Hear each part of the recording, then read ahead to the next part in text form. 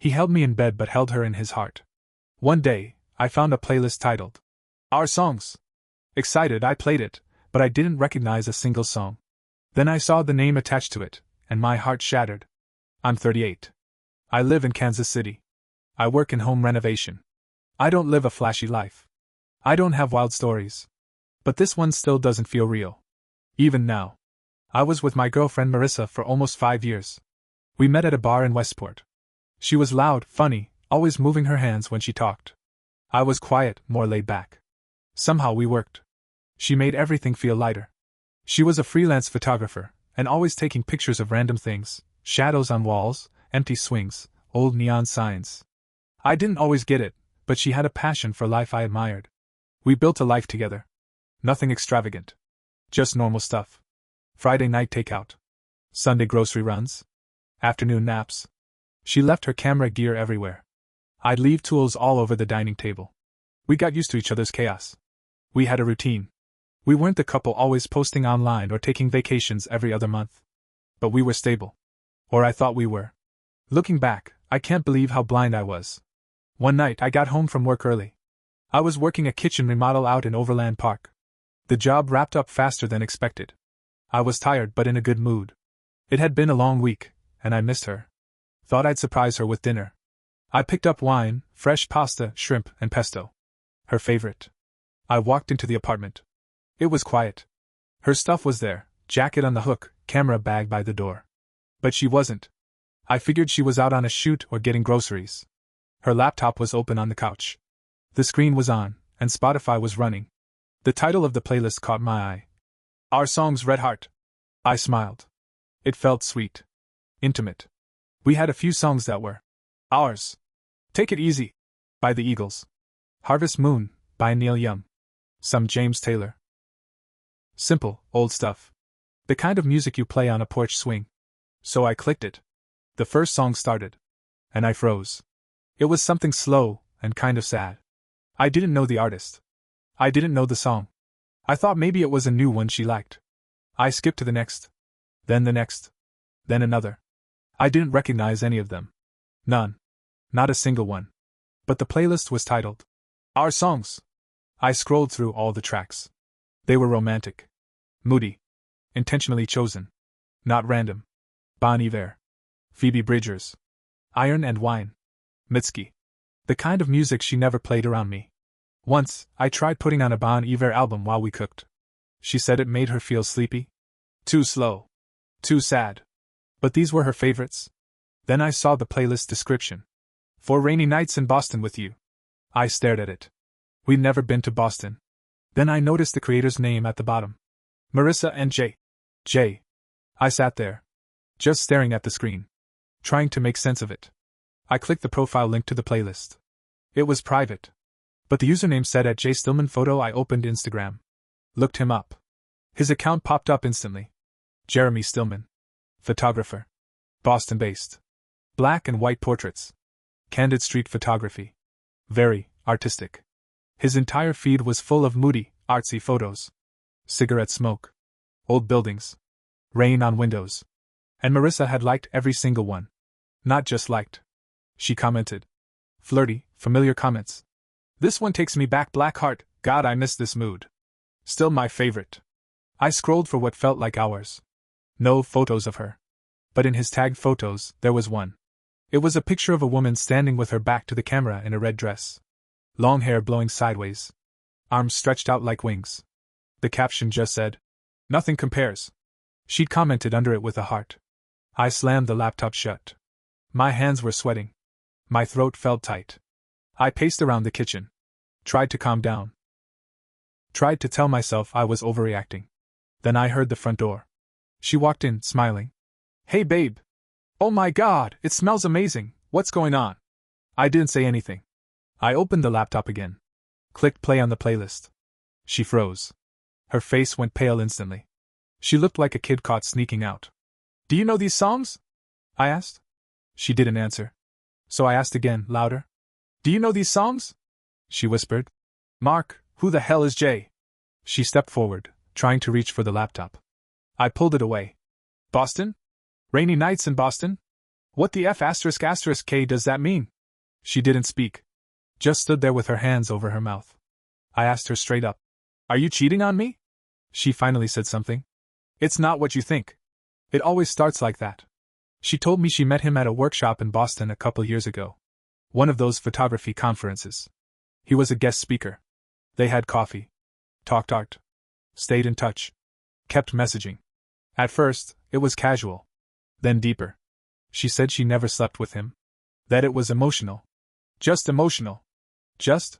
She admitted they'd had late-night calls. Zoom wine nights. Exchanged playlists. Poems.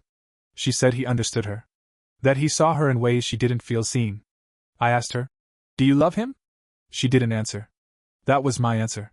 I told her to get out. She begged me to talk. Said it didn't mean she didn't love me. That she was confused. That she didn't plan it. That it just happened. But none of it mattered anymore. She packed a few things that night. Slept at her sister's. The next day, she came back for the rest.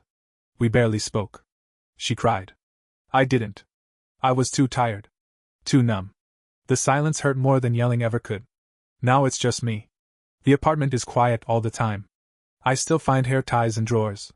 I still smell her shampoo sometimes in the sheets. I haven't touched the record player. I deleted Spotify. Switched to Apple Music. Don't ask me why. Maybe it was petty. Maybe it made me feel like I was taking back control. Some nights, I wonder how long she felt that way. If she ever looked at me while lying beside me and wished she was somewhere else. With someone else. I keep replaying everything. Every hug. Every dinner. Every laugh. Wondering how much of it was real. And now I can't stop thinking about that playlist. About all the little moments she gave him, the ones I never knew existed. The songs I thought we'd share someday? She gave them to someone else. No ending yet. Just a mess. Still trying to figure out what comes next. It's been 3 months since Marissa left. The place is cleaner now, but emptier. Too quiet. The silence feels heavier at night. I sleep on one side of the bed like she's still there. I can't help it. I've tried switching sides. Doesn't feel right. I told my friends bits and pieces of what happened. I didn't go into details. I didn't tell them about the playlist. That part still feels too personal. Too humiliating. They just know she left. Some of them say, you're better off. Others say, you'll find someone better. I nod. I lie. I tell them I'm fine. I'm not. One night, about a month after she left, I had too much to drink. I was scrolling through her photography page. I hadn't looked at it in weeks. But I was curious. Weak, I guess. And there it was. Boston. She was in Boston. A photo of a cobblestone alley. A shot of a coffee cup on a rainy windowsill. A pair of boots walking across a wooden bridge with orange leaves scattered around. The caption. Sometimes, the heart just knows. I threw my phone across the room. She said she never went back. She said it was just messages. She lied. So I called her. She didn't answer. I called again. Nothing. I left a voicemail. I don't even remember what I said. Something angry. Something sad. I just needed to say it out loud. A week later, she texted. I'm sorry I didn't tell you. I needed clarity. I didn't want to make things worse. I didn't answer. A few days after that, she showed up at my door. Just like that. No warning. It was around 8 p.m. I was watching TV, half asleep on the couch. The knock startled me. I opened the door, and there she was. Same jacket. Same tired eyes. I froze. She looked nervous. Her voice shook. Can I come in? I didn't move. What do you want, Marissa? She bit her lip. I'm not here to fight. I didn't say anything. After a long pause, I let her in. She looked around like everything was foreign. Like she didn't belong anymore. I guess she didn't. She sat on the edge of the couch. I stood. She finally said it. I went to see him. No lies. No excuses. She said she needed to know. If what she felt for him was real. If it was worth burning everything down. I asked. And? Was it worth it? She didn't answer right away. I thought it was. She said softly. But he's not who I built him up to be. I just laughed. That bitter kind of laugh. He's not who you built him up to be. That's what you came here to tell me. She said she thought she loved him. But being there, with him, made her realize it wasn't love, it was fantasy. She said he was distant. More in love with the idea of her than the real her. That they fought. That he said she was too intense. I asked her, "So now you come back? What am I, the backup plan?" Her eyes welled up. "No. I miss you." She reached out. I stepped back. "Mark, please. I made a mistake." I said. "You didn't just make a mistake, Marissa. You built a second life. You curated it. You added songs to it. You called it ours." She started crying. Really crying. The kind of crying that shakes your shoulders. She said she hated herself. That she doesn't expect forgiveness. That she just needed me to know the truth. Then she said something I didn't expect. "He told me he found someone else." I blinked. "What?" "He met someone. After I flew out. Said he didn't think we had a future. That we were a beautiful moment. But not sustainable." I couldn't even find the words. She'd thrown away 5 years for a moment. Now she was back. Broken. Lost. Looking at me like I was the answer again. I asked her, "What do you want from me?" She looked up. "I don't know." She left after that. I didn't stop her. But a week later she texted again. Just one word. "Please." I didn't reply. Then something strange happened. I got a message from an account I didn't recognize. It was a girl named Celia. She wrote, "Hi. You don't know me, but I think we should talk. It's about Jeremy Stillman." I didn't respond at first. But curiosity got the better of me. I replied, "Why?" She answered, "Because I was with him. And I think your ex and I were being played by the same man." I called her that night. We talked for 2 hours.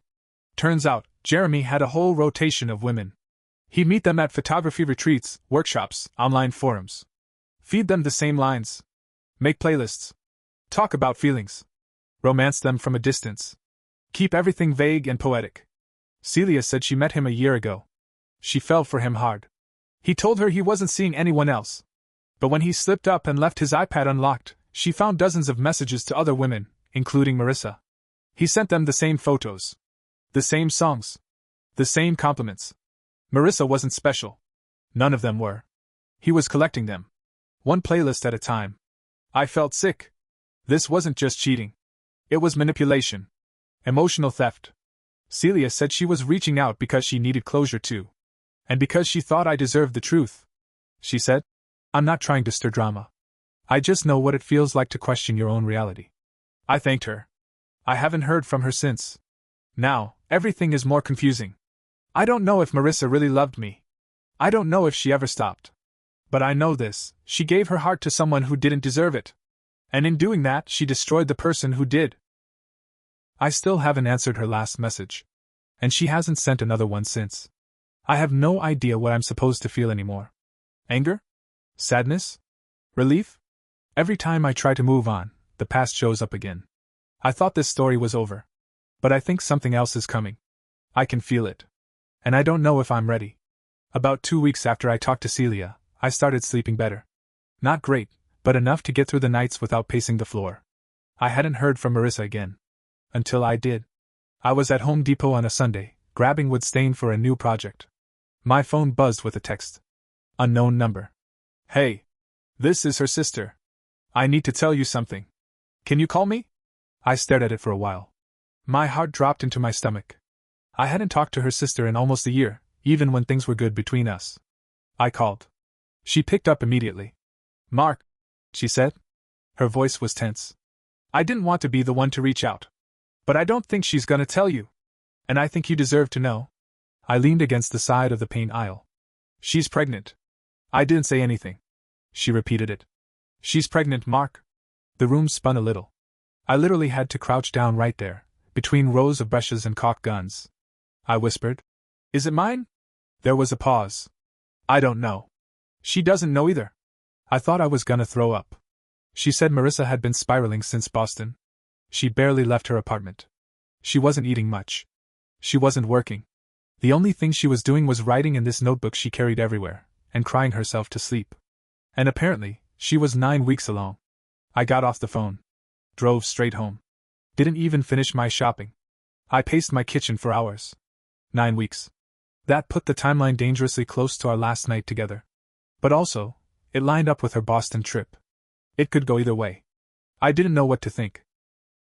Part of me wanted to demand a paternity test. Part of me wanted to crawl into a hole and not deal with any of it. Then I got another message. This time, from Marissa. I didn't want you to find out like this. I was going to tell you. I just didn't know how. I ignored it. The next day, she showed up at my door again. I didn't open it. But she didn't leave. She sat on the front step for 2 hours. In the cold. She didn't say a word. Just sat there, knees pulled to her chest. Eventually, I cracked. I opened the door. She looked up with red eyes, hair messy, face pale. I don't want anything from you, she said. I'm not here to ask for help. Or forgiveness. I didn't want to lie to you again. I asked her. Do you even want this baby? She hesitated. Then nodded. I do. It's probably the only thing keeping me together right now. I asked her if she knew who the father was. She looked down. No. I wish I did. I asked. Does he know? Jeremy? She shook her head. He wouldn't care. I believed her. I hated that I did, but I believed her. Then came the second twist. That same night, I got another message. This time from a burner Instagram account. No profile picture. No posts. Just a message. Check Jeremy's site. Look under projects. Bottom right corner. I had never been to his site before. Didn't even know he had one. I found it. Slick design. Black and white theme. Moody music playing in the background. I clicked. Projects. Scrolled. There it was. The ones who stayed. I clicked it. It was a photo series. 20 black and white images. Women. All shot from behind. Bare shoulders. Red dresses. Smoke. Rain. Arms stretched out. Hair in the wind. Each one had a title. Rainy nights, somewhere else. Half of her, she stayed anyway, goodbye, but not fully. Each photo came with a small caption. Quotes. Little poetic lines. I recognized some of them. They were things Marissa had said to me. To me. Phrases I'd heard late at night when she was curled up next to me. Things I thought were ours. He had taken them. Used them. Repackaged them into this artsy, moody project. He turned her pain, my pain, into content. One of the captions read. He held her at night, but she thought of someone else. I felt like I'd been punched. He wasn't just playing her. He was studying her. Taking pieces of her. Taking pieces of all of them. He made her into a product. And she didn't even know. The next morning, I printed out screenshots of the gallery. Every photo. Every caption. Put them in a manila folder. I drove to her apartment. I didn't text. I just knocked. She opened the door slowly. Her eyes looked like she hadn't slept. I handed her the folder. She opened it on the kitchen table while I stood there. Her hands trembled as she flipped through them. Then she sat down. Just sat there in silence, staring at his work. Her mouth was open, but no sound came out. When she finally spoke, it was a whisper. He used me. I didn't say anything. She looked at me. He took everything. I nodded. He did. And you gave him the rest. She sobbed. Not loud. Not dramatic. Just a slow, broken kind of crying that made the room feel colder. I left her there. Haven't seen her since. But something's telling me this isn't the end. Because 2 days ago, I got another message. Same burner account. You think she was the only one he used like that? Then another one. You should talk to Elise. I don't know who Elise is. But I think I'm about to find out. I didn't respond to the message about Elise right away. I wanted to. Every part of me wanted to chase down every piece of the puzzle. But I was exhausted. I was carrying too much already. But the message kept haunting me. You should talk to Elise. I gave in. I messaged back. Who is she? An hour later, I got a reply. Jeremy's ex. The real one. The only one he didn't hide. The next day, I got another message from a different account. This one had a profile picture. A woman. Early 30s, maybe? Pale skin. Short dark hair. Tired eyes. Her name was Elise. She messaged me. You must be Mark. I've heard your name. That alone made my chest tighten. We talked for hours that night. Turns out, Elise was with Jeremy for almost 4 years. Lived with him in Boston. They were engaged. And she was the one who found out everything. She found emails. Voice notes. DMs. Dozens of women. Some recent. Some going back years. Jeremy had been collecting them like trophies. Keeping parts of each one. Quoting them. Photographing them. Creating entire projects around them. He thinks pain is art, she told me. But he's the one creating the pain. She said she tried to expose him, but he twisted everything. Made her look unstable. Called her jealous. Said she was smearing his name. Nobody believed her. Until now. I asked her, "Why are you telling me all this now?" She said, "Because he's showing the new project next week. A gallery event in Kansas City. And I think you should see it." I didn't even know he was coming here. I hadn't heard a thing. But sure enough, when I checked, there it was. Jeremy Stillman, Portraits of Absence pop-up exhibit, Crossroads Art District. Friday night I stared at the event poster. I already knew what it was. Him, showcasing all the pain he'd caused and calling it art. I couldn't let it slide. I texted Marissa. "He's coming here. Showing the photos. This week." She didn't reply. The day of the event, I went. I wore a black jacket. Nothing fancy. Just plain. I didn't even know what I planned to do. I wasn't there to make a scene. But I needed to see it for myself. The place was packed. Young artists. Couples. Wine in plastic cups. People whispering, pointing at prints like they were looking at gods. And there he was. Jeremy. In the corner, wearing black. Pretentious scarf. Talking softly like he was on a movie set. My blood boiled. I scanned the room. Then I saw it. A huge print. Marissa. The photo from behind. Red dress. Arms out. Hair flying. The caption? "The one who tried to stay." I felt the room spin again. People were standing around it, nodding like it was some masterpiece. They didn't know. They didn't know. Then I heard her voice. Marissa. Behind me. She was staring at the same photo. Frozen. Then she turned. Saw me. "Why is this here?" she whispered. I said, "This is what he does." She looked like she was about to collapse. Then Jeremy saw us. He walked over, all calm and collected. "Marissa," he said like he was greeting a fan. "You look beautiful." She stepped back. "Take it down." He smiled.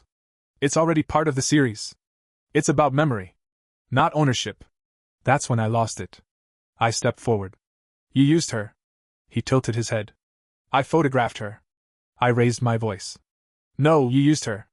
Lied to her. Made her believe you felt something. You did it to all of them. Elise. Celia. God knows how many more." People started turning to look. He stayed calm. "That's not true. You're projecting." I took out my phone and pulled up the photos from his site. Held them out. "Same captions. Same poses. Different women. You recycle them. You plagiarize pain." The crowd grew quiet. He tried to grab my phone. I pulled it away. Marissa stood between us. Eyes full of fire. "You lied to me," she said to him. "You don't get to keep me in your work. I want it gone." He smirked. "I don't owe you that." She slapped him. Right there. In front of everyone. Then she ran out. I followed her. We didn't talk until we got 2 blocks away. She sat down on a bench, breathing hard. Tears running down her face. "I thought he saw me," she whispered. "But I was just material." I sat next to her. We didn't say anything for a while. Then she said, "I'm getting a paternity test." I nodded. "I think that's smart." 2 weeks later she called me. "It's yours," she said. I didn't know what to feel. Scared. Angry. Sad. But also something else I hadn't felt in a while. Purpose. We met for coffee. Not to fix things. Not to start over. Just to talk. She said she was in therapy. Trying to work on why she ran from the life she had. I told her I wasn't ready to trust her. But I didn't want to punish the baby for what she did. We agreed on co-parenting. No labels. No promises. Just honesty. The first ultrasound was quiet. Emotional. I watched the screen and didn't feel anger. Just awe. Something real. For once. Elise messaged me after the gallery drama. "You did what I couldn't," she said. "You exposed him. He took the project down. Deleted the site. Ghosted half his followers. I heard he moved to Chicago. Good riddance." Sometimes I still find myself reaching for that old playlist. The one with our songs. But I don't click it. Some songs don't sound the same once you know the truth. So now I'm writing my own. Slowly. Carefully. One line at a time. I don't know what kind of man I'll be tomorrow. But I know who I won't be. I won't be the man who holds someone in bed while she holds someone else in her heart. Never again.